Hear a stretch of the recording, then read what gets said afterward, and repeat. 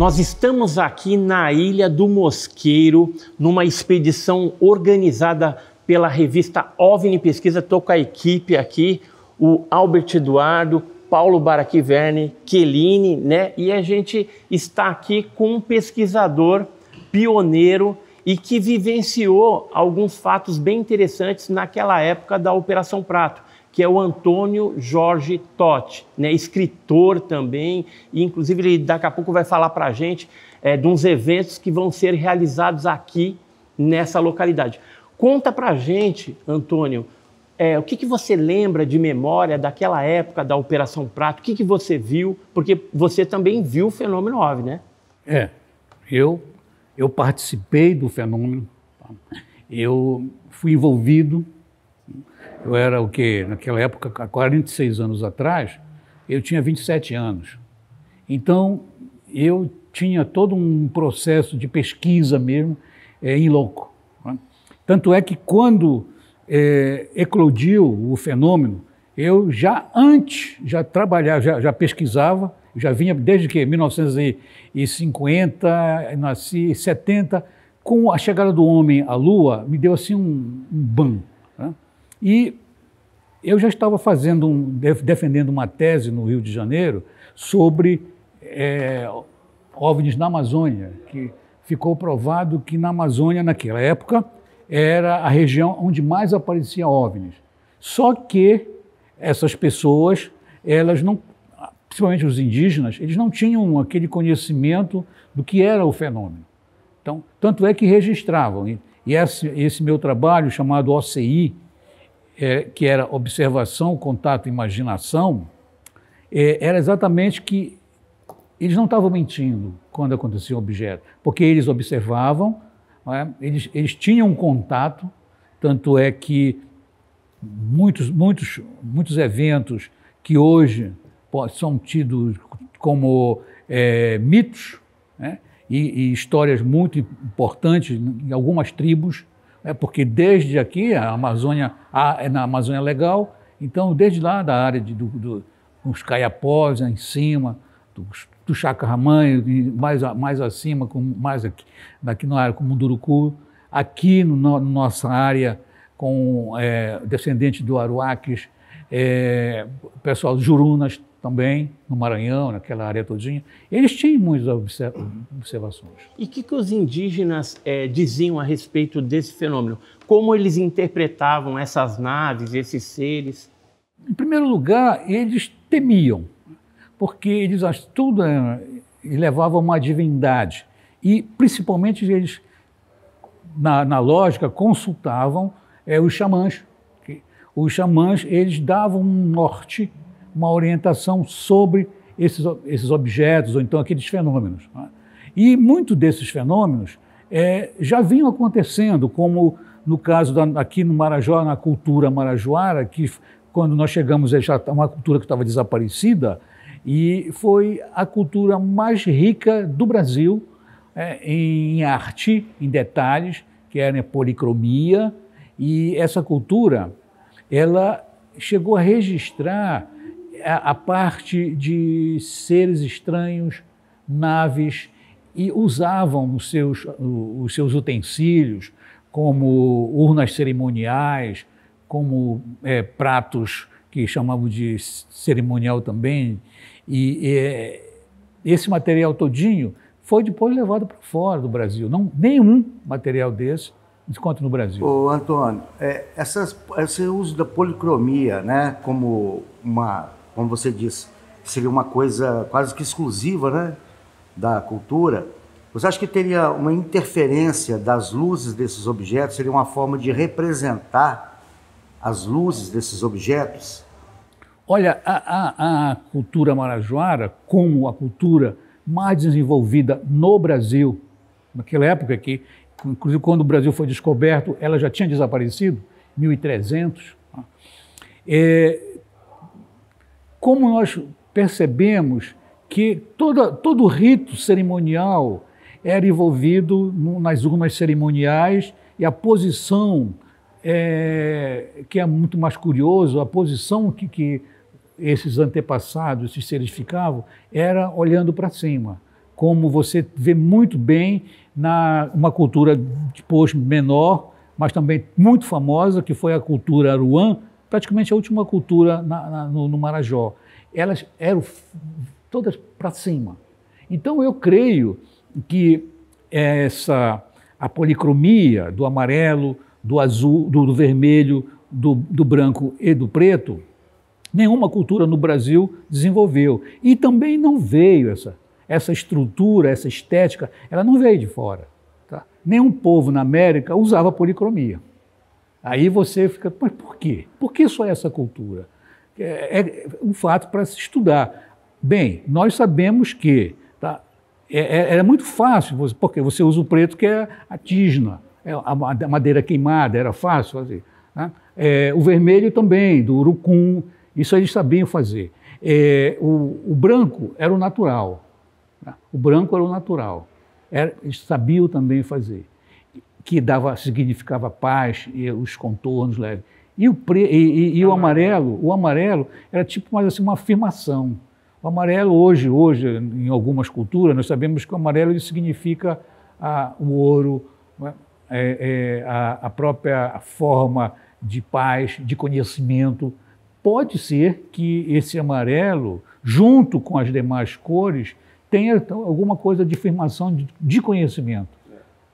Como é que você disse logo no começo, né, que o Edson perguntou sobre a Operação Prato. Obviamente, nós sabemos muito bem o que foi, né, essa operação militar, mas muitas pessoas talvez não tenham a noção da dimensão de tudo isso. Você nos disse, né, em off, que os eventos começaram bem antes, né? Então faz para quem está nos assistindo, né, agora uma retrospectiva de bem antes do Operação Prato, que culminou a Operação Prato. A Operação Prato ela foi reduzida quando a FAB chegou na ilha de Curuçá, lá na ilha de Colares, para fazer a pesquisa em loco, tá? Com os seus equipamentos e tal. A partir dali, ficou designado que seria a Operação Prato. Tanto é que aqui em Mosqueiro, na Baía do Sol, também tivemos a presença deles. Tá? Agora, onde começou, na verdade, a gente pode questionar. Eu andei conversando com alguns pesquisadores da área, desde o Ceará, já essa forma de naves, a forma dos ataques que eles faziam, de chegar às pessoas, porque tem uma coisa que é muito importante nisso. Né? O que acontecia com essas pessoas, o que aconteciam também, é que cada pessoa que era violentada, que era uma violência. Tá? Era uma violência. Quer dizer, pode ser como aconteceu, em alguns momentos, se o caso teve morte, que foi lá as mais conhecidas, porque tivemos morte aqui no Pará, tivemos morte. Tá? Agora, aquele caso do barco Maria Rosa, lá na Ilha dos Caranguejos, quando um nativo foi pescador, né? Foi pescador e foi vítima. E assim, bem, claro, possivelmente os caras não quem fez isso, que naves, seres e tal, não queria acertar para matar, né? Mas era alguma coisa muito forte. Agora, todas as pessoas que tiveram esses contatos assim involuntários, elas passaram a ser vítimas de alguma coisa. Tó, deixa eu te perguntar uma coisa. Na sua opinião, o que leva uma pessoa, um povo, né, com uma tecnologia super evoluída, a sair do mundo deles para chegar aqui e começar a agredir os nativos da região, inclusive com óbitos? Óbitos, certo. Eu desde 1977, eu pesquisava tal, e o que eu percebi quando eu defrontei, quando eu fiquei frente a frente com esse tipo de energia ou tipo de seres, porque eu senti uma diferença. Tá? Eu senti que existia um grupo que era um grupo muito aleatório, que eles chegavam, a Amazônia imensa, chegavam para fazer pesquisas, talvez uma plantinha ou um mineral, né, que estava atrás de nióbio, atrás de alguma coisa, deviam estar. esses seres, eles faziam essas pesquisas sem ter contato direto. Eles evitavam, como todos na maioria, vamos ter contato não direto. Sempre os contatos eram indiretos, casualmente aconteciam, tá? Não forçado. Não. Teve um grupo, esse grupo que realmente ladeou, que é onde chegou lá a Colares.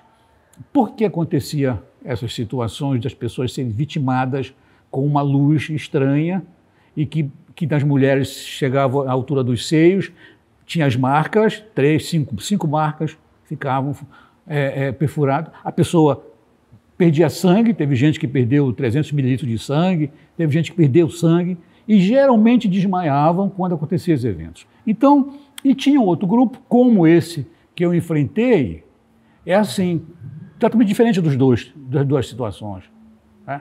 Porque aqui na ilha de Mosqueiro, quando me aconteceu um desses eventos, eu percebi que quando nós estávamos afoitos para ver todo o fenômeno, de que tinha um grupo que parece-me que colocava medo nos outros, ou não deixava, ou não queria nada, não violentavam ninguém.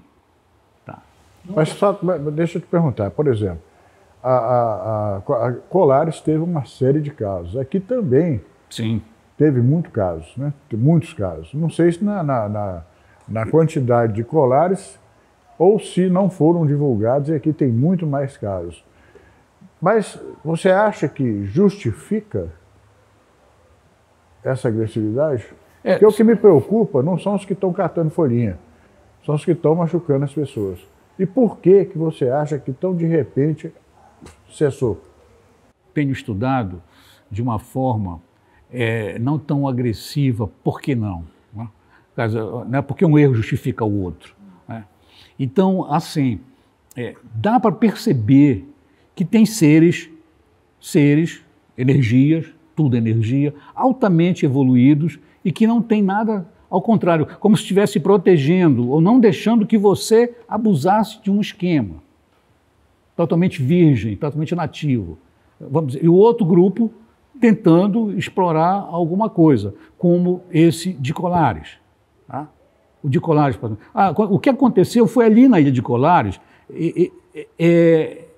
as pessoas que estavam lá, muitas saíram da cidade, houve pânico na cidade, o prefeito saiu da cidade, ou seja, um fenômeno que nunca tinha acontecido na cidade, qualquer pessoa. Mas aí é que entra a minha pergunta, você acha o que justifica esse tipo de coisa? Uma civilização, vamos dizer, super evoluída, sair do planeta ou da dimensão que eles estão lá, atravessar esse portal para vir aqui agredir as pessoas, com que objetivo você...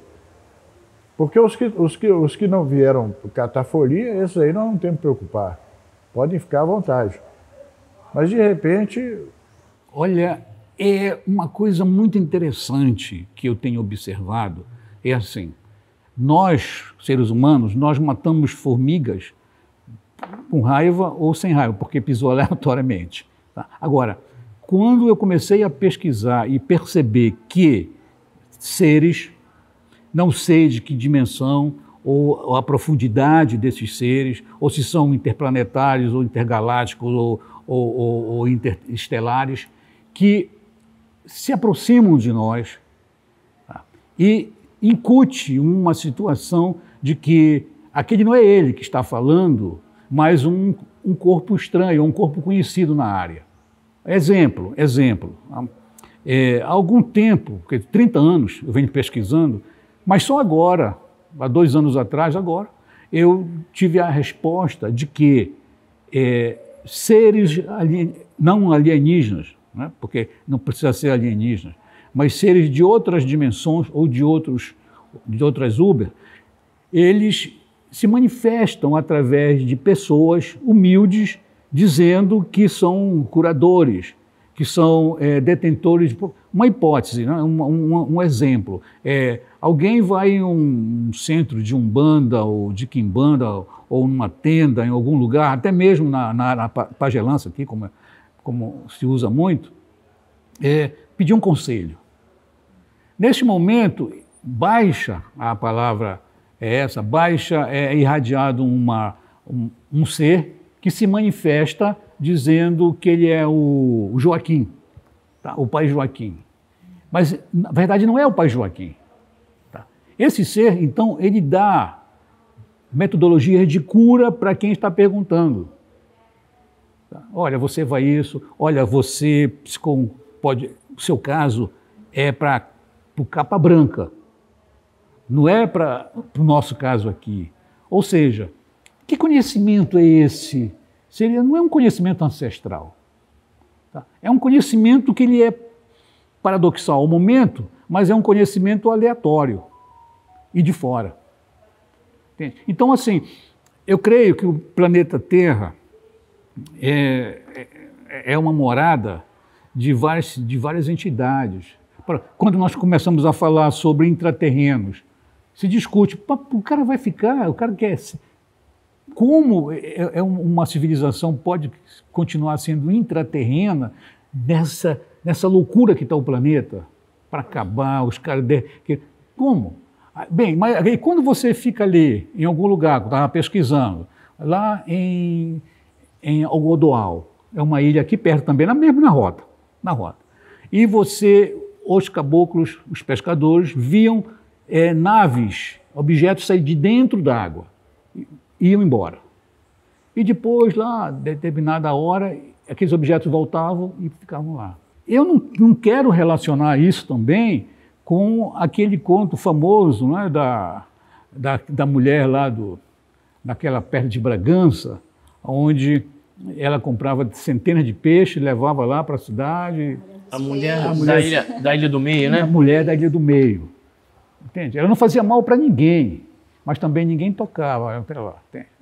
Então, assim, é muito profundo, é muito discutível. Mas como você entende essa questão da mulher dos peixes ou mulher da Ilha do Meio? A mulher da Ilha bastante relatada. Tá, pois é. Tá. Então, é assim, é uma história muito relatada, ela também chega a ser paradoxal, porque ela já estava aí, parecido com alguém, ou até uma dupla personalidade, ou então duplo corpo, né? Ela estava há muito tempo aí. E quando ela começou a ser perseguida, ela desapareceu. Tá? Aí a ilha ficou lá. Agora, que eles viam também? Naquela área, a travessia, eles viam naves. Mas eles não chamam naves, eles chamam objetos. Eles veem objeto no ar, bola de fogo, e depende do tamanho. Como aqui mesmo, aqui em frente, aqui onde nós estamos, aqui em frente, na Ilha de Mosqueiro, neste hotel, neste local. Tá? As naves que apareceram aqui eram naves gigantescas. Bem, quando os repórteres, altamente curiosos, iam tirar foto das naves que estavam lá, ou então que podia estar lá, aqui no Trapiche de Mosqueiro, chegaram repórteres de jornais e tal. O que é que eles usavam? Usavam um Manicom, mais ou menos, um Asa 400, né, porque era para a noite. Veja que naquela época nós não tínhamos nenhum tipo de recurso. Agora não. Agora se tem muito recurso. Então não se tinha esse recurso. Então, bem, tirava foto dos objetos, né, que achavam que estavam ali, apareciam, aí mandava revelar, não tinha nada, não aparecia nada. Aí vamos revelar tudo. E daquele espaço onde não tinha objeto nenhum, aparecia uma nave-mãe, objetos diferentes, como é o que eu questiono também, a forma de objetos. Que se fosse de uma civilização altamente avançada, interplanetária ou interestelar, essa civilização que já tem todo um conhecimento de buraco de minhoca, todos os conhecimentos de domínio, o que é que vocês querem? O que é que vem fazer aqui? Porque nós temos alguma coisa importante, sabe? Eu creio que é assim, quando esses seres que apareceram aqui, eles tinham um conhecimento muito grande, muito alto, vastíssimo. Tá? Eles não tinham, como eles não tinham emoções pela evolução, porque a nossa emoção, ela fica na terceira dimensão, tá? Na quarta dimensão necessariamente não deveria ter essa emoção, porque os instintos terminam na terceira dimensão. Você está querendo dizer que tudo que evolui na tecnologia regride moral e espiritualmente? Não, nem Não? isso. Não, que seja regressão, que regrida ou que anule. Ou seja, Que seja indiferente, né? Que seja indiferente. Indiferente. Né? À medida que você toma um conhecimento, que você tem conhecimento, que tudo é tecnologia. Porque o negócio é o seguinte, quando você fala a respeito das formigas, que nós podemos ser considerados seres, eu acho que ser que se diz evoluído, ele tem que ter no mínimo um pouco de empatia para saber que aquilo que ele está fazendo, a tecnologia dele, pode significar um mal presente e futuro para a humanidade, aliás, um planeta que eles estão, aspas, invadindo. Isso também é uma questão de ética da pesquisa, né? Porque se eles são uma civilização tão avançada, né, eu acho que eles deveriam também ter essa questão de um código de postura ética que todo pesquisador... Sim. Contraditório. Aí que vem, desculpa interromper, mas nós vamos falar um pouco da ética e da evolução, da feita que você evolui moralmente. Você não precisa evoluir moralmente, você já tem, é nato de você. O status de você ter condições de saber o que é errado, o que é certo, de não agressão também. Você vê hoje, nós temos pessoas aí, praticamente os donos do mundo, em caso de emoção não tem nada. Estão destruindo o planeta, estão guerreando por terra. Quer dizer, bem, nesse sentido, de fora para dentro, até onde esses seres que nós chamamos de evoluído, eles não têm também alguma coisa que falta. Por causa, assim, você pode ser altamente evoluído espiritualmente, tecnologicamente, e você tem um conhecimento de moral e não de amoral. Porque eu penso assim, a gente evolui, por exemplo, vamos dizer, eu e você, por exemplo, somos mais velhos da mesa. Se a gente comparar quando a gente tinha, vamos dizer, 15 anos de idade, e comparar com o comportamento de uma criança hoje de 15 anos, você vê que é uma coisa absolutamente, assim, astronomicamente diferente. E os comportamentos, você vê, vamos dizer, morais, com a família, com os amigos, sabe, são completamente vazios, sabe? E não é um nem dois, não, é uma grande parte. Você acha que talvez seja isso que aconteceu com eles? Não, necessariamente não. Por quê? Porque hoje, quando nós temos tecnologia, tá? Quando você tem muita tecnologia, também exige a tecnologia, ela exige que você tenha uma evolução, tá? Que, entre aspas, nós chamamos de espiritual, mas não é também. Não é espiritual. É porque o ser humano, ele tem essa necessidade de aprender. E muitos acham que é aprender de qualquer jeito. Então, eu lembro quando eu entrava em sala de aula, há uns 30 anos, o professor entrava em sala de aula, todos os alunos levantavam, né, para bom dia, senhor professor. Hoje em dia, eles não estão nem aí. Será que eles são menos sabidos que os outros lá? Ou menos educados? Ou será que é a questão do conhecimento em si que não foi repassado? Ou seja, a sociedade, ela se dilacera aos pouquinhos. Pois é, mas então nós estamos voltando naquilo que eu estou falando. Você vê aqui na mesa, por exemplo, nós temos, vamos dizer, 4, 5 pessoas. Um está ali filmando, e a gente percebe que aqui tem 4 pessoas, 5 pessoas que têm celulares. E se fosse numa conversa informal de um encontro de amigos, né, uma tertúlia dessas aí comuns, a maioria já estaria na mesa, o pessoal todo mundo falando, em vez de você falar assim, oi Edson, e tal, você mandaria uma mensagem. Então você acha que isso também está atrapalhando? Em parte, sim. Porque já é uma questão tão óbvia, chama-se educação. Educação. Então, se o meu pai me prepara para poder ser o modelo da minha família atrás, eu não vou fazer minha família à frente diferente. Não é? Você já respondeu todas as minhas dúvidas. Agora, só para terminar, para o pessoal também participar, porque parece que eu estou, né? Não, isso o que eu preocupo é do daqui para frente, entendendo? Eu não acredito, igual eu tenho conversado aqui com o Edson, com o Paulo, com a Aqueline, que nós temos que parar agora, fechar para balanço, para tentar explicar o que nós fizemos nesses 50 anos de ufologia, entendendo? Parar para tentar explicar no comportamento, no modus operandi deles, o que eles querem aqui, afinal de contas. O que leva uma civilização super evoluída em tecnologia, na minha opinião, só em tecnologia, vir de onde eles vieram para vir aqui, sabe? Então, deve haver um interesse. Muita gente fala assim, mas se eles quisessem invadir, eles já teriam invadido.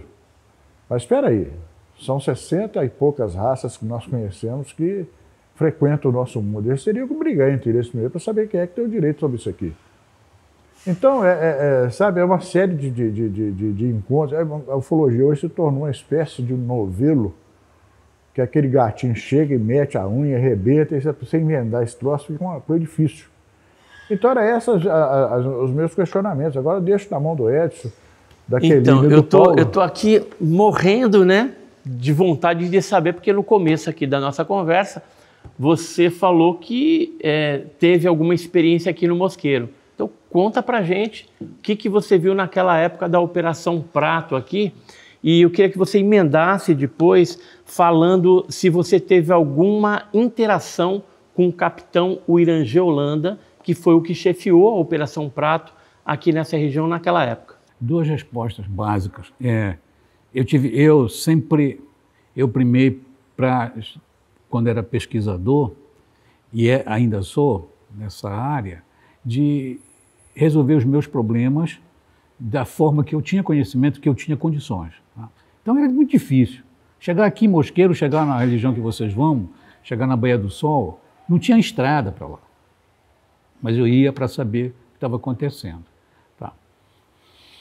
A minha experiência foi frente a frente, porque eu já estava usando alguns recursos, esses recursos que você encontra, eu não sabia, os recursos dentro de posturas dogmáticas. Tá? Fui em um terreiro que me disseram, olha, vai acontecer um outro contato. Então eu vou lá. Onde é que vai ser? Vai ser no lugar que você vai descobrir lá. É uma área que chama-se Pedro. Eu não sabia. Na verdade, não sabia de nada. Aí eu fui, tateando, cheguei lá com uma pequena equipe e quando realmente nós defrontamos fora dos outros lugares, os outros lugares aqui em Mosqueiro foi avistamento, de longe, né, fotos e lugares de vibrações, porque tinha uma vibração, aqui no hotel tinha uma vibração, então aqui era um ponto de referência. Então, a partir daquele momento de que eu me vi frente, não podia classificar que tipo de raça, de onde vinham, como é que eram, se estavam atuando de uma forma certa ou não, porque, na verdade, nada nos obriga, seres humanos, ou não, que nós tenhamos uma evolução igual de outros planetas. Quer dizer, os caras, de algum outro planeta, o cara pode ter uma evolução diferente, um status diferente. Então, ele vai chegar aqui, o que é que ele quer? Como é que ele vai atingir alguém se ele só tem aquele meio para atingir? Como no caso da Operação Prato, que foi a Operação Prato, foi muito mais famoso, foi Operação Chupa-Chupa, caso Chupa-Chupa, porque vulgarmente a luz vampira tocava nas pessoas e saía sangue, então achavam que era o chupa-chupa. Depois veio luz vampira. Essa foi a primeira tônica. Mas quando a Operação Prato começou, ela estava condicionada ao evento em si, e não nos fenômenos que estavam acontecendo. Tanto é que foi um caso assim que não foi só lá. Por que foi só lá? Porque foi a primeira vez, eles foram primeiro lá, depois... Bem, e quando estava nesse interim, a operação foi suspensa. Quando eu conheci, era tenente, não, Holanda, ele era muito ríspido, era uma pessoa que era um militar. Não se sabia nada se é depressivo, se não era, tal. Não sabia nada. Só tem que, como outras pessoas, outros pesquisadores estavam também interessados, então não todo o material que era colhido naquele momento, naquela área, naquela época, ninguém tinha mais posse. Era o que estava aqui, olha, você quer o quê aqui na ilha? Fazendo o quê? Então, era um sistema militar, né? E nós então tínhamos que ter esse cuidado. O que é que eu fiz? Eu me afastei aos poucos e vim para onde estava acontecendo. Que depois eles vieram, eu já tinha passado. Né? Então você veio para cá e viu essas luzes. Vi essas luzes. Então, na tua conversa, assim, não sei se eu entendi bem ou não, mas você chegou a ter alguma interação com o ser também? Interação com distância, à distância. Mas você viu o ser? Viu o ser? Vi. Como que era esse ser? Descreve pra gente. Esse aí, compra o meu livro, compra o HQ que você tá lá, tem lá. Assim, eu estava junto com uma pessoa que era ateu, então o cara só queria para detonar, nem acreditava em nada, queria detonar. Estava com uma psicóloga e com uma pessoa da própria ilha, e com alguém da ilha que eu digo, daqui do Pará, e uma pessoa do Rio de Janeiro também que era um estudante de comunicação. Então, bora lá, Nessa. Vamos ver, está acontecendo? Tá, vamos lá. Já estava acontecendo aqui. Porque era assim, vem de lá para cá, só tem que colar, e foi lá. Era aqui à frente. Aí quando veio chegando para cá, chegou aqui até Marituba, chegou em Belém, chegou na periferia de Belém. Quando chegou na periferia de Belém, se chamava de uma mitomania, porque todo mundo achava que aquela luz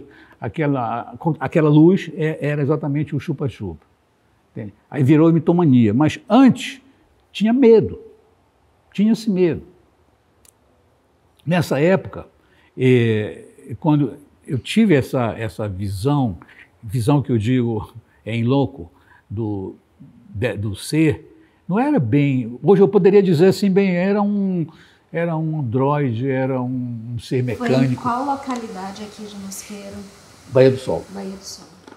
Tá. Então ele era físico, não era nada energético, era alguma coisa realmente física? Poderia ser físico, que eu digo hoje como um objeto, um homem ou um ser robótico. Entendi. Era mais para robótico. Então tinha cabeça, troncos e membros normal? Cabeça, troncos e membros, robótica. Tinha alguma roupa, alguma coisa? Não, era geral, tipo assim, a roupa colada, mas parecia era cintilante, como se fosse pintado. Era uma roupa metálica, entende? Tinha algum símbolo, algum desenho? Colante? Não. O que me chamou a atenção, o que depois me deixou apreensivo, é que ele tinha uma caixa na mão. Uma caixa retangular, toda escura, preta. Né? E quando ele veio da nave, porque foi assim, tá? Esse ser veio de uma nave. Lá, antes, coisa de 100 metros. Né?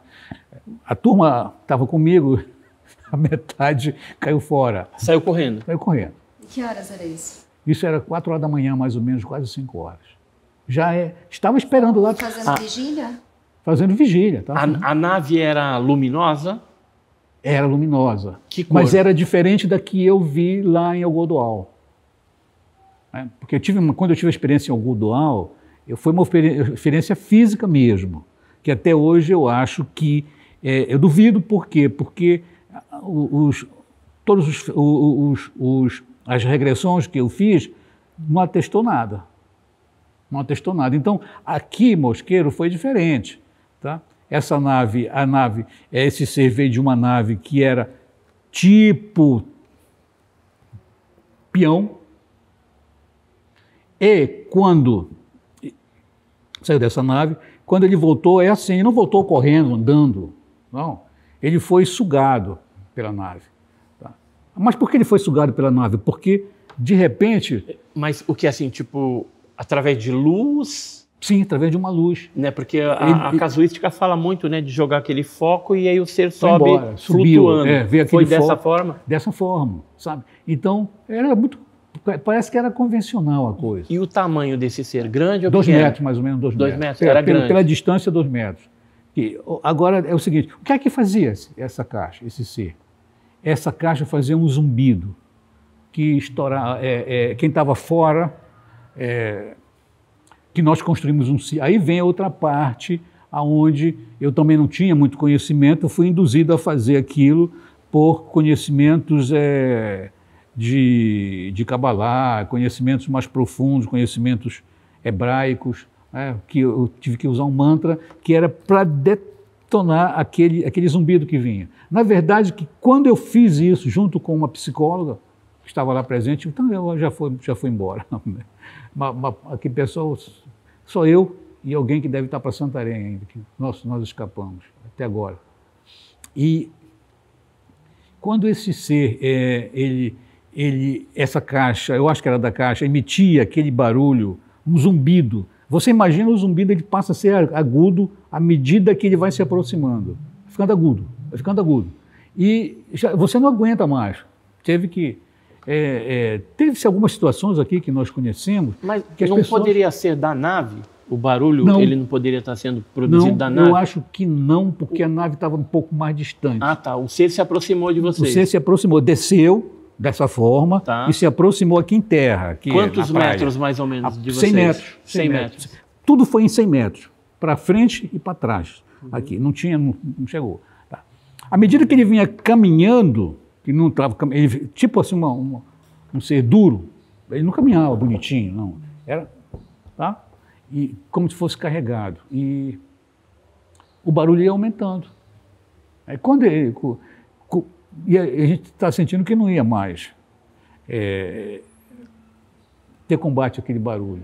Foi quando nós lançamos um mantra que se eu falar esse mantra aqui para vocês, eu acho que ainda não seria aqui para onde chegar, porque ele tem efeitos, tá? Mas era um mantra em hebraico, e esse mantra, ele é tipo um mantra assim que diz para, né? Para, queima-te, para aí, tal. E aquilo era muito forte naquele círculo onde nós estávamos. Quando nós começamos a entonar, o ser foi arrastado para trás, não caminhou, arrastado para trás, e nisso ele começa a subir sem normal, foi levantado. A nave apareceu e desaparece. Apareceu ali, sai, a altura daqui, mais ou menos uns 500 metros, ela desaparece. Bem, eu imaginava que essa nave pudesse ser correspondente dos cilindros, né? Porque o cilindro aqui na frente, essa nave apareceu. Tanto é que você pode ainda, eu não sei, você vê fotos que tiraram esse cilindro, fotos do cilindro. Tá? Qual foi a última vez que apareceu aqui? A última vez que eu tive esse contato foi há 46 anos. Tá? E ficou um pouquinho ainda resquício, algumas mortes no interior do Pará, algumas situações até 1980, mais ou menos. Tá? Agora, desse encontro eu não tive sequelas.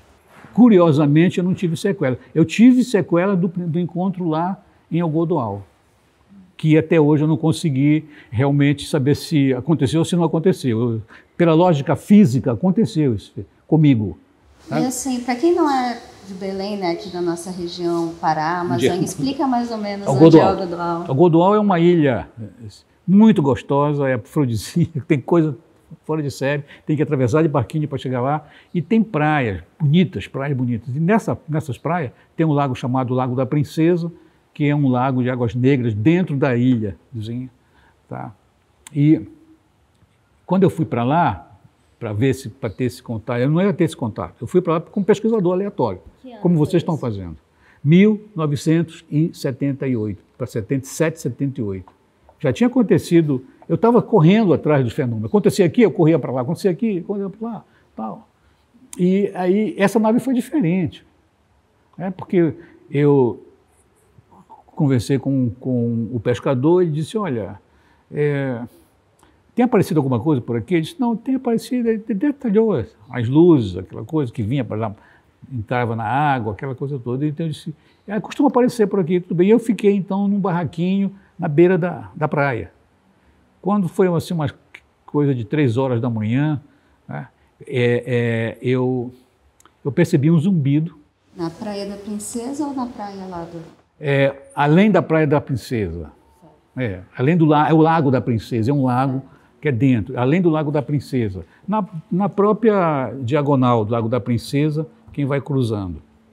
Uma praia muito bonita. Tá?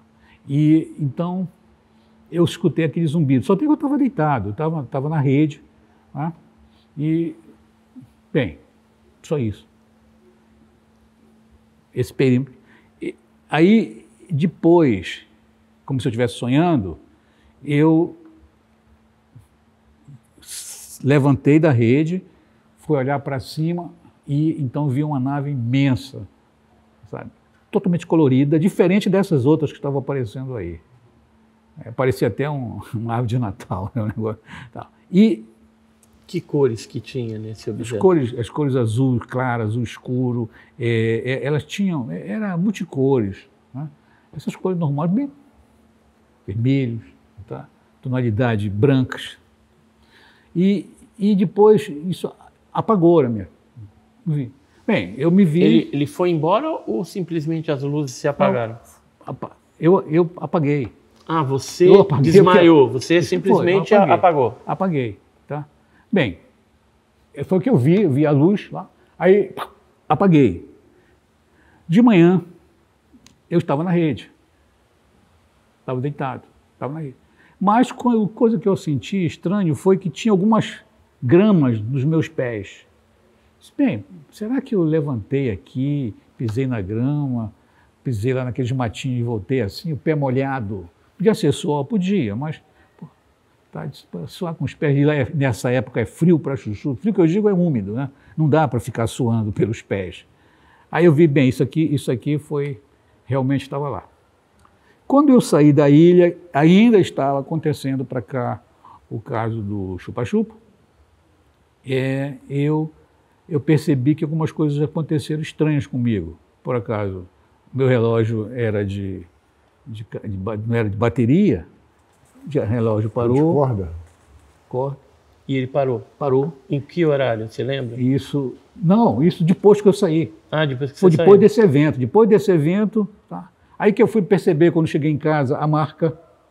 Né? Você também foi... E a marca seria onde?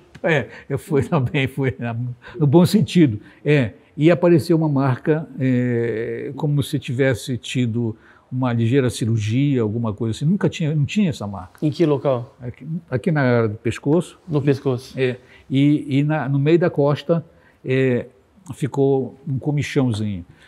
Curiosamente, toda vez que esse tipo de objeto, ou então de seres, alguma coisa assim, estão por perto, essa marca começa a coçar. E você ainda tem essa marca? Tem. Você chegou a fazer um raio-x, uma radiografia, alguma coisa? Eu cheguei. Eu vou contar um casinho bem estranho para vocês. Tal. E primeiro que eu fiquei preocupado se aconteceu o fenômeno ou não, né? Aconteceu ou não. Aí fui para o Rio de Janeiro com os nossos psicólogos, parapsicólogos, e toda vez dava um bloqueio quando fazia a regressão. Eu fazia, para chegar na hora dava um branco. Aí não conseguia passar dali para saber se realmente aquele fenômeno tinha acontecido, da luz e da grama. Da luz. Ou seja, você passou por inúmeras hipnoses, só que chegava no momento X, tinha um bloqueio. Tinha um bloqueio. Pô, mas será que eu poderia bloquear nesse nível? Então, a gente percebe, tem outros casos que às vezes existe esse bloqueio realmente. Mas você estava em alfa, teoricamente, então um pouco mais avançado, já numa estrutura de quase chegando em delta para acontecer um fenômeno como esse? Eu acho que é um bloqueio permissivo por eles mesmo. Eles que já colocam esse tipo de bloqueio no ser das pessoas quando eles fazem as abduções, né? É algo que a gente tem percebido, porque assim, nunca se consegue fazer uma hipnose regressiva e trazer às claras toda a experiência que a pessoa viveu, ou seja, o missing time, né, o tempo perdido. Então, às vezes, é alguns trechos, algumas coisas que vêm à tona. Então, você esse tempo perdido... Você disse que estava numa rede, é isso? Rede de dormir. E havia né? alguém... Sim, não, é muito comum na Amazônia. Estava sozinho? Estava sozinho.